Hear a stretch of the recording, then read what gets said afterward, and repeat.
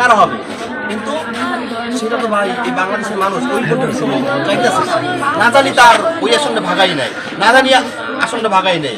এরপরে ইন্ডিয়ার যে এমপি আছে সেটা তো অবশ্যই আছে। এখন এই ঘটনা কারা ঘটাইছে মূলত আমরা সেটা সঠিক তদন্ত না হওয়া পর্যন্ত আমরা বলতে পারবো না। এখন আমরা শুধু এটুকুই বলতে চাই, আমরা কি বলবো, আমাদের আসলে মুখের সেই ভাষাটা এখন নাই। আমরা দেশবাসীর জন্য, দেশবাসীর কাছে আমরা ওসমান হাদির জন্য দোয়া চাই। কারণ ও হচ্ছে একটা পরিবারের হাদি না, ও এই নলসিটির হাদি, এই জালকাটির হাদি, বরিশালের হাদি, টোটাল বাংলাদেশের হাদি সে। আচ্ছা ঠিক আছে।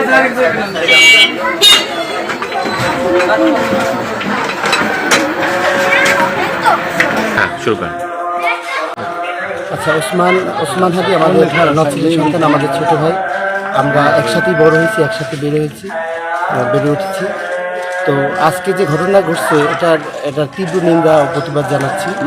কারণ সে আমাদের নকশালের সন্তান এবং তার সবচেয়ে বড় অ্যাসেট হচ্ছে তার মধ্যে দেশপ্রেম ছিল। এখানে কোনো দুই নম্বরই বা ভণ্ডামি ছিল না।